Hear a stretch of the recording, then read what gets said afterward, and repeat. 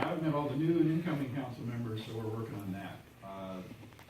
Turns out there's an awful lot of stuff going on in this little town, a lot of really pretty exciting projects that are coming along, so I'm trying to get up to speed with them so that I can help see some of those things get to a close. However, as the mayor said, I'm probably only planning on being here for 6 months or until you get your next city administrator hired.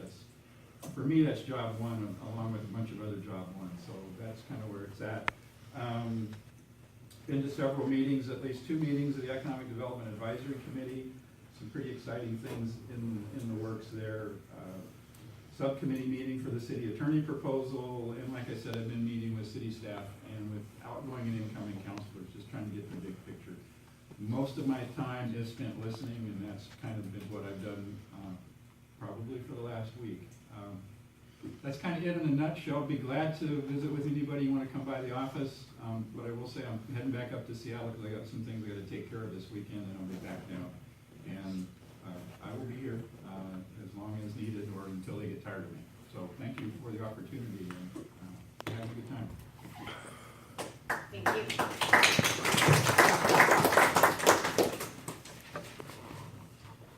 Okay, 6.3,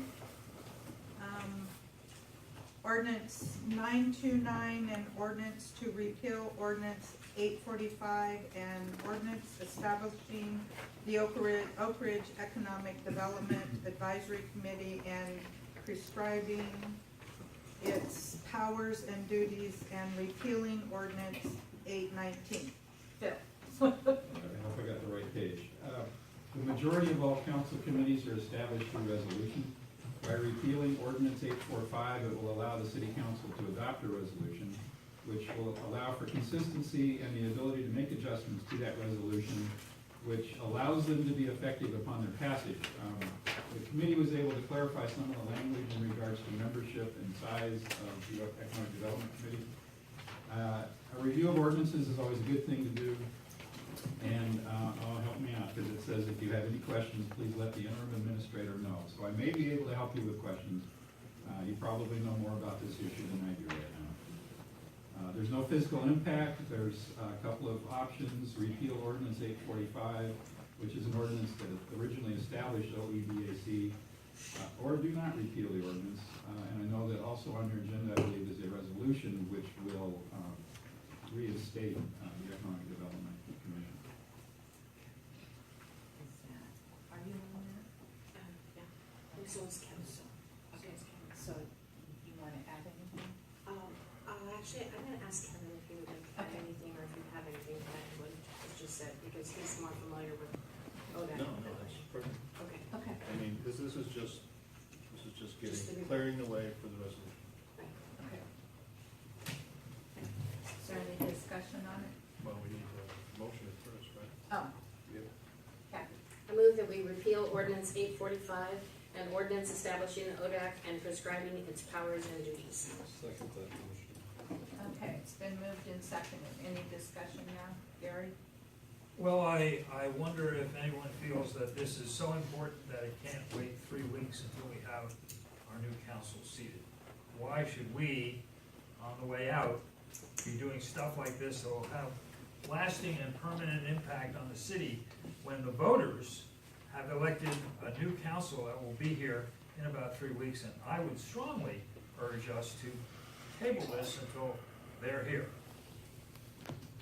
So, well, the only thing, you guys have been working on this. It's not like something popped up out of thin air. These counselors have been working on getting this done. So they'd like to see it through. Kevin? No, let's just move forward. We're, Okay. we're really not changing economic development, but we're providing more optics into the way it operates and how many members we have, and we've just made it a lot more explainable than what was in the ordinance. So my recommendation is that we move forward. Kathy? And I just want to add that the ODAC committee, so that the council knows, ODAC has been working on this for About 4 months. 4 months. Yeah, I think so. Kind of started, and working diligently on it. The committee has put a lot of time into looking at the wording. The committee has gone through the wording sentence by sentence by sentence. It has been an arduous and informative process. So it wasn't done in haste, I don't believe. That's my opinion. Okay. Any more? Okay, let's call for the vote.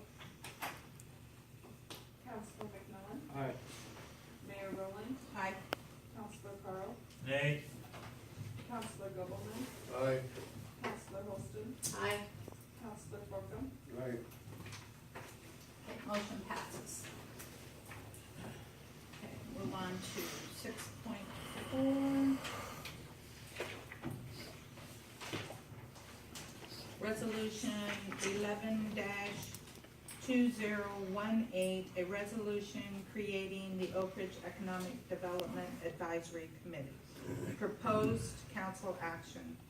Motion from the floor and a vote. Okay. And again, that's Bill.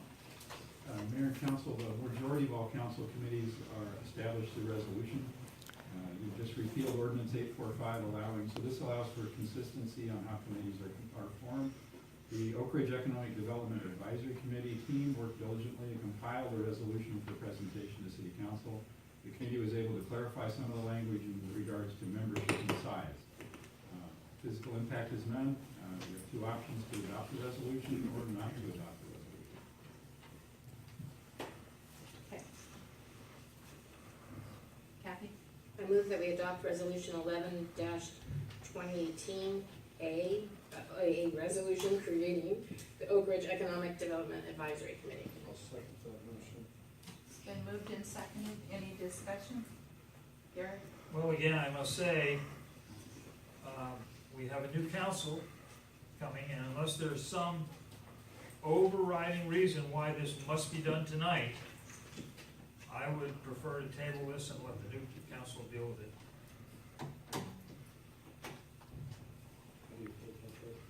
I recommend that we vote.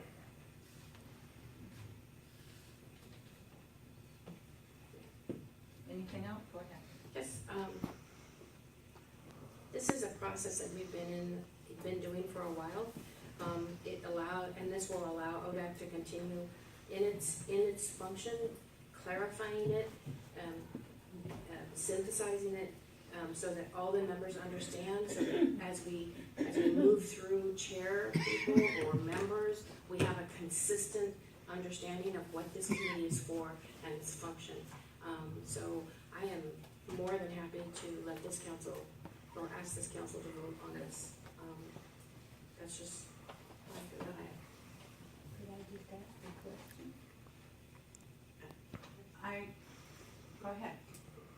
It says here in section 7 that all meetings of the committee shall not be open to the public and shall be scheduled and conducted in accordance with state, county, and city statutes. Does that include the press?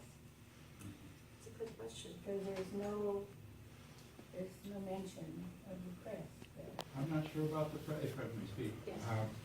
Part of the problem is that the commission is often dealing with people who want to locate some form of business or industry in town.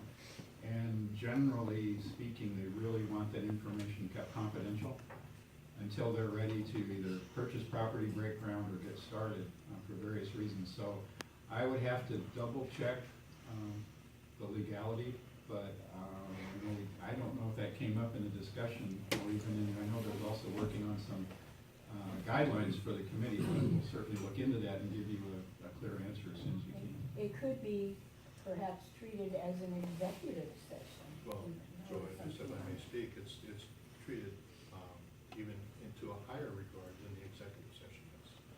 We're dealing with marketable information here, so that any premature public disclosure of businesses coming in here could have a great effect on what they're going to be to relocate here, because, well, I very well it's inside understand. information, right? So, with that regard, I would say that the press could not be there for any discussions about ongoing projects Then it should Not, be not written in. negotiations, and no negotiations. yeah. Then it should be written in, shouldn't it? Don't you agree? It's stated there that it shall be by, based on county and city and state statutes, so, that covers all the bases. Thanks for that clarification. Thank you. Good question. So, we're ready to vote? Counselor Carl, Nay? Mayor Rowland, Aye. Counselor Holston, Aye. Counselor McMillan, Aye. Counselor Holcomb, Aye. Counselor Gobelman, Aye. Motion passes.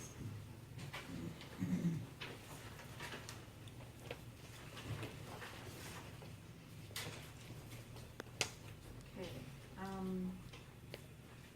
discussion of planning commission section 32 of city code of ordinances.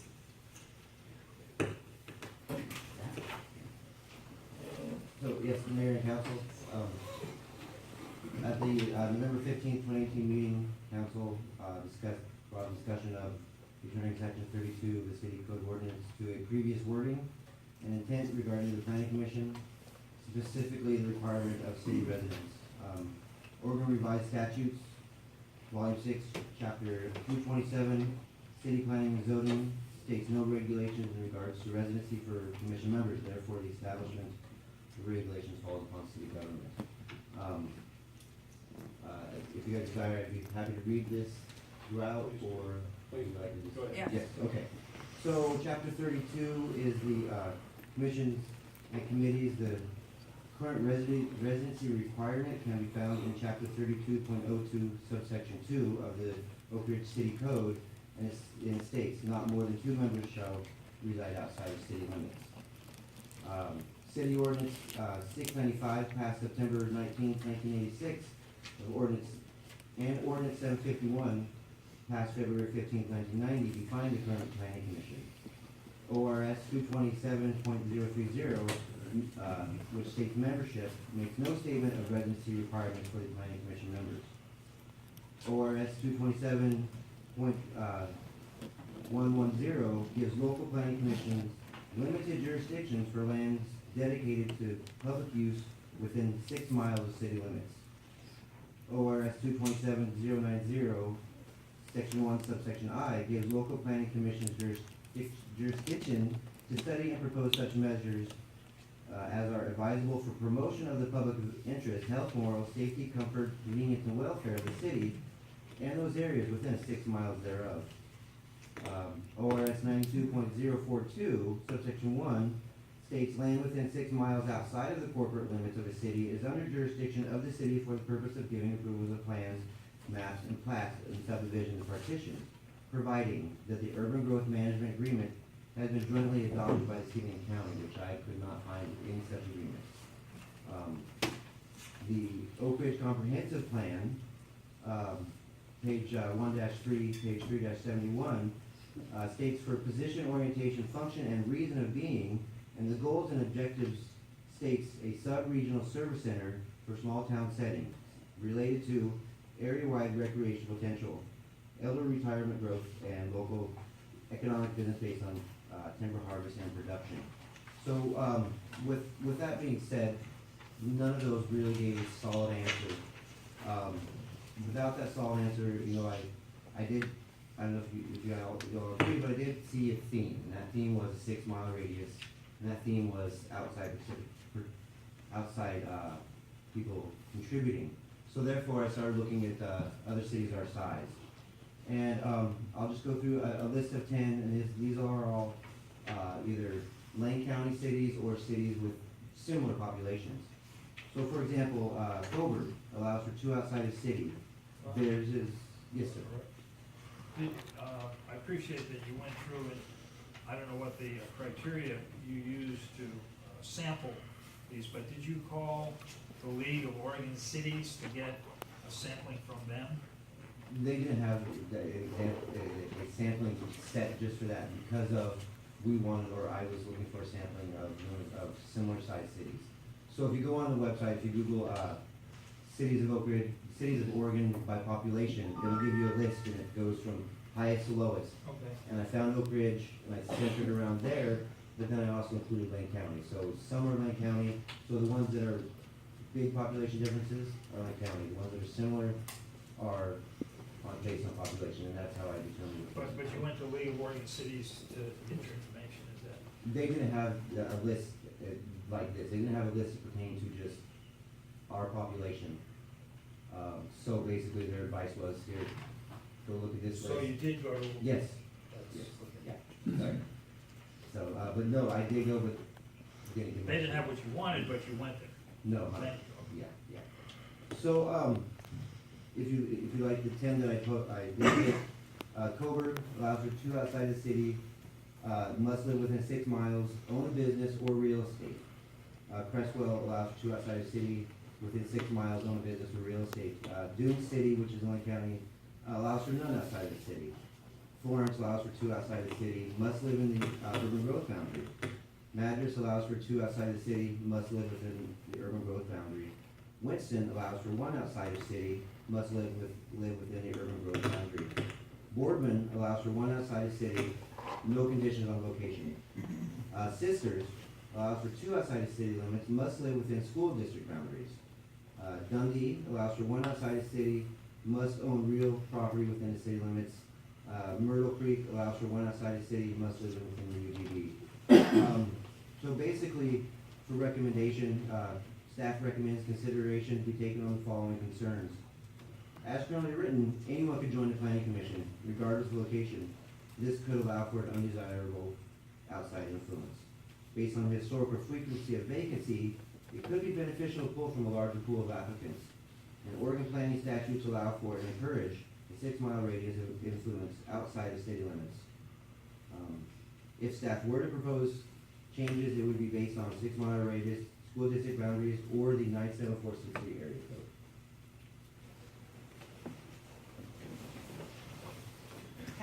Thank you, Rick, for putting this together. And I think the first and foremost point, it seems like when we were talking about it, was the fact that there was no parameters for being in Oakridge, in Lane County, in the state of Oregon, that technically anybody, anywhere could apply for the planning commission.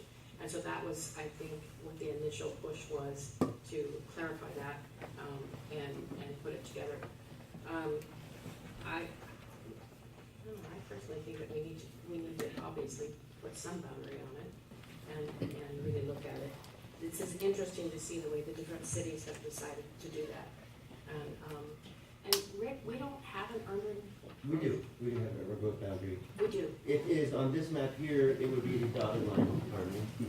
So the urban growth boundary, that is outside the city limits, is this general, is here, a little bit here, and then a little bit right in here, which isn't shown. I mean, so if we were to consider urban growth boundary, we would gain probably 10 to 15 households.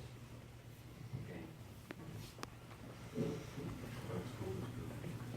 And my question about the school district was, the school district also includes Westford. And the city of Westford, correct? That's correct, right? That's right. So, Well, still, that's all within the 6 miles. it's still within the 6 miles. And so is that something, think about folks in Westford, city of Westford being able to serve on your planning commission. This is Do they have no their- field. Do they have their own planning commission? Rick, I'm does sorry. Westford have their own planning commission? Their city council functions as a planning commission. Oh, okay. So for their city itself.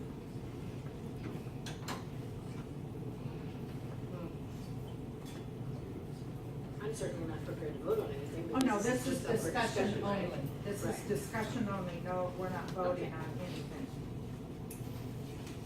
Okay, so, I think, in my opinion, we should have a limited number of seats available on the planning commission for individuals who do own real property in the city limits, but do live within the 6 mile boundary. I think that's probably the equitable way to Because the It'd be planning like commission if I- does have jurisdiction. How far does the planning commission go in their authority to regulate permit? Is it the 6 months? Permitting, it would be 6 miles if we had an agreement with the county, which we do not. So we currently don't have to, so someone who lives within 6 miles of the city, although we could have an agreement, we don't, so they don't have to have their plans approved by us No. before doing anything, Yeah, if They you're would have outside to city find limits, out it's what- county. by the county. Yes. I don't, interesting, I don't see where we need to differentiate between people who own property in here as I opposed to mean, I'm people who just just bringing make it it up work. as a, you know, those people who own property in the city have a vested interest in how the planning goes about for the city, right? Because it affects their whatever property they own, business or otherwise, right? And I think that we should perhaps strike an agreement with the county in order to, because that would give us income from the permits, right? Some.